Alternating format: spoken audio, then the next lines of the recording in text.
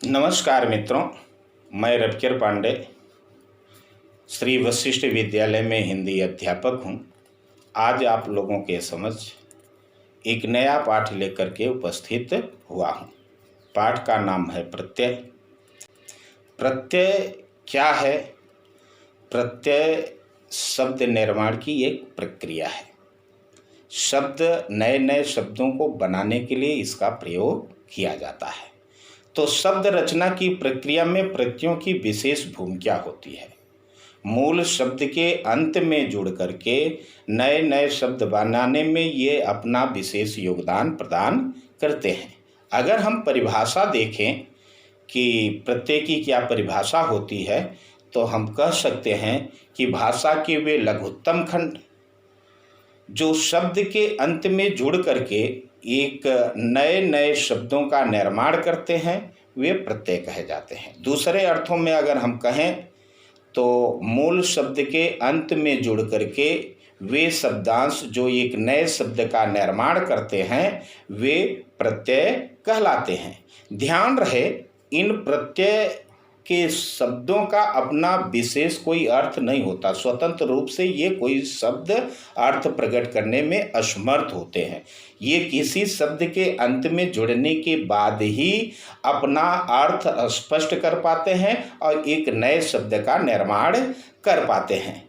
जैसे तैर शब्द है, तैर शब्द है, तैर में आक प्रत्यय लगा तो तैराक हो गया।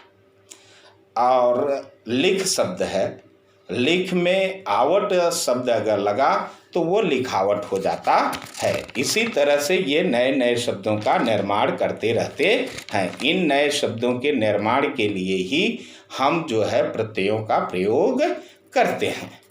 अब देखना यह है कि प्रत्यय के मूल भेद कितने होते हैं। तो प्रत्यय के दो भेद होते हैं। पहला है कृत प्रत्यय, दूसरा है तद्धित प्रत्यय। कृत प्रत्यय उसे कहते हैं जो प्रत्यय क्रिया की मूल धातुओं के साथ जुड़ करके संज्ञा या विशेषण के शब्द बनाते हैं, वे कृत्य प्रत्यय कहलाते हैं। अर्थात क्रिया के शब्द होते हैं। क्रिया का मूल धातु आप समझ रहे हैं ना। क्रिया का मूल धातु का मतलब क्रिया क्या है? लिखना, पढ़ना, सोना, जागना, बैठना, उठना, चलना, फिरना, ये सारी क्रिया है। और इनके मूल जो धातु होते हैं, अर्थात जिनसे इन शब्दों का निर्माण होता है, जिनसे ये शब्द बनते हैं, वो मूल धातु कहे जाते हैं। उन मूल धातुओं में ही ये जो है कृत प्रत्यय के शब्दांश जुड़ते हैं और उन्हीं के द्वारा नए शब्दों का निर्माण करते हैं। तो और निर्माण किए हुए शब्द जो है वह कृदंत कहलाते हैं। क्या कहलाते हैं? कृदंत कहलाते हैं। अर्थात क्रिया के मूल शब्द, अर्थात क्रिया की मूल धातु में शब्दांश जो पीछे जोड़ करके नए शब्द का निर्माण करते हैं, वे कृदंत कहलाते हैं। उदाहरण के अनुसार आप देखिए, भाववाचक संज्ञा बनाने वाले प्रत्यय कुछ हैं। तो कृत प्रत्यय, धातु और भाववाचक संज्ञा। ई प्रत्यय लगाए, ई प्रत्यय लगा करके हम बनाते हैं। जैसे हंस है, बोल है, तो हंस में ई प्रत्यय लगाए तो हंसी, बोल में अगर ई प्रत्यय लगाए तो बोली। ये भाववाचक संज्ञा बन जाते हैं। अन्न है, अन्न में अन्न प्रत्यय है, कृत प्रत्यय है। सस मूल शब्द है, रक्ष जो है मूल शब्द है। अर्थात ये दोनों धातु के मूल शब्द है, क्रिया के मूल शब्द हैं। तो इनसे सहन और रक्षण नया शब्द बन जाता है। आस है, आस कृत्य प्रत्यय है। निक और पी जो है ये क्रिया के मूल धातु हैं। इनमें अगर हम प्रत्यय आस लगाते हैं तो निकास और प्यास बन जाता है। इसी तरह से आवट, आवट में मिल और खिल जो क्रिया के मूल शब्द हैं, इनमें अगर हम लगाते हैं तो आवट शब्द, आवट प्रत्यय तो मिलावट और खिलावट बन जाता है।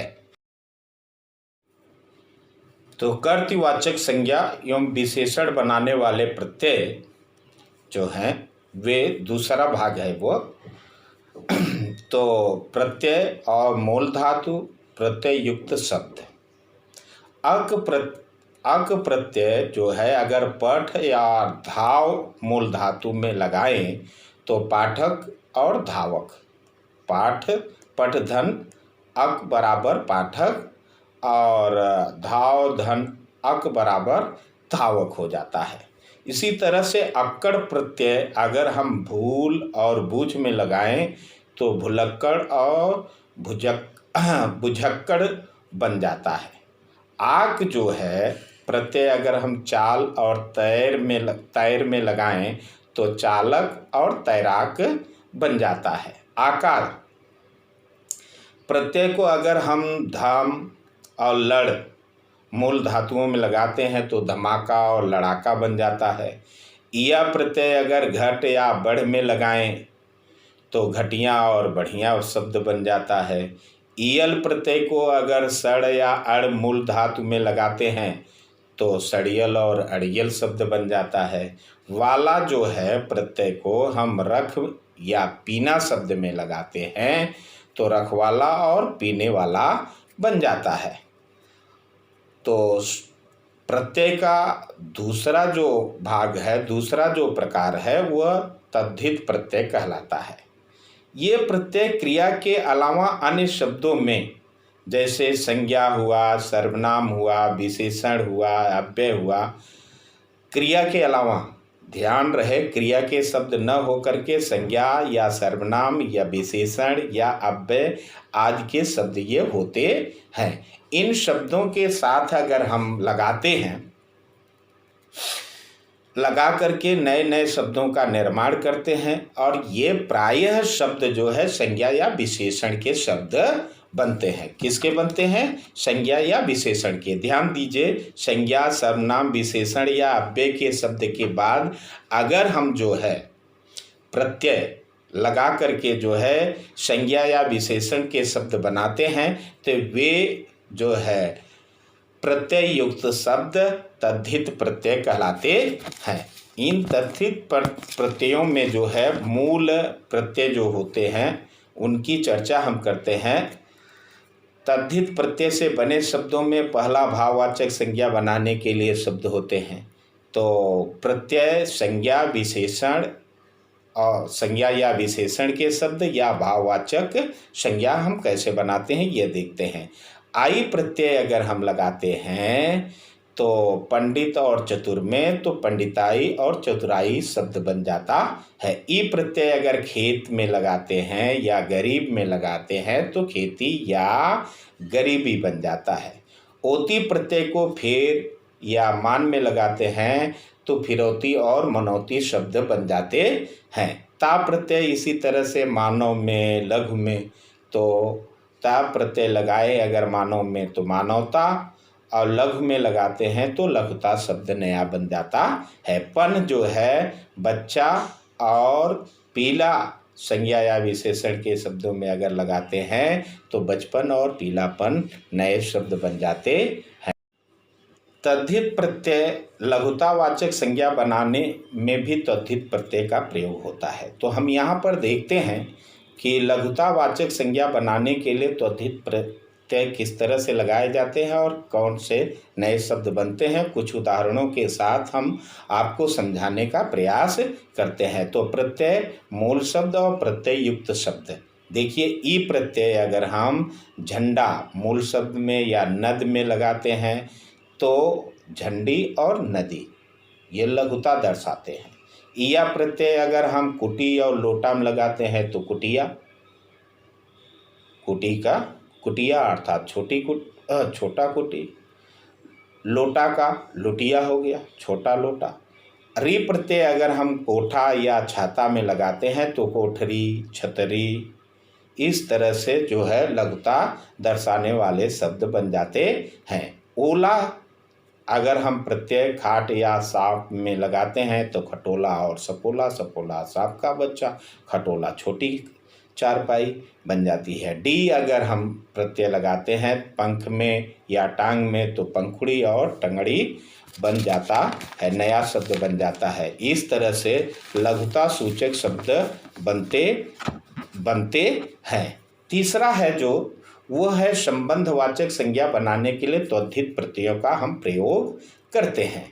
तो प्रत्यय और मूल शब्द और प्रत्यय युक्त शब्द क्या बनते हैं यह देखते हैं। आल में प्रत्यय है, अगर ससुर शब्द मूल शब्द में लगाते हैं तो ससुराल बन जाता है। एक प्रत्यय को दिन या मास में लगाते हैं तो दैनिक और मासिक बन जाता है। सप्ताह में अगर लगाए तो साप्ताहिक, समाज में लगाए तो सामाजिक। इसी तरह से एक प्रत्यय को बिहार या गुजरात में लगाते हैं तो बिहारी, गुजराती भाव संबंधवाचक प्रत्यय बन जाता है। एरा प्रत्यय को हम चाचा या मामा में लगाते हैं तो वह चचेरा या ममेरा नए संबंध स्थापित करने वाले शब्द बनते हैं। विशेषण वाले बनाने वाले त्वधित प्रत्यय कुछ इस प्रकार से है। देखिए, प्रत्यय मूल शब्द और प्रत्यय युक्त शब्द। आ प्रत्यय को अगर भूख या प्यास में लगाते हैं तो भूखा, प्यासा शब्द नया बन जाता है। ई प्रत्यय को लगा करके अगर लोभ में लगाते हैं तो लोभी, क्रोध में लगाते हैं तो क्रोधी नया शब्द बनता है। तम, तम शब्द अगर लघु में लगाएं तो लघुतम, मधुर में लगाएं तो मधुरतम। इसी तरह से तरस जो है प्रत्यय है, अगर हम सुंदर शब्द में लगाएं, महत शब्द में लगाएं तो सुंदरतर, महत्तर नए शब्द बन जाते हैं। मैं जो है प्रत्यय है, जल में लगाएं तो जलमय, दया में लगाएं तो दयामय। हलास प्रत्यय को अगर रूप में या सोना में लगाते हैं तो सुनहला या रुपहला नए नए शब्दों का निर्माण इस तरह से होता है।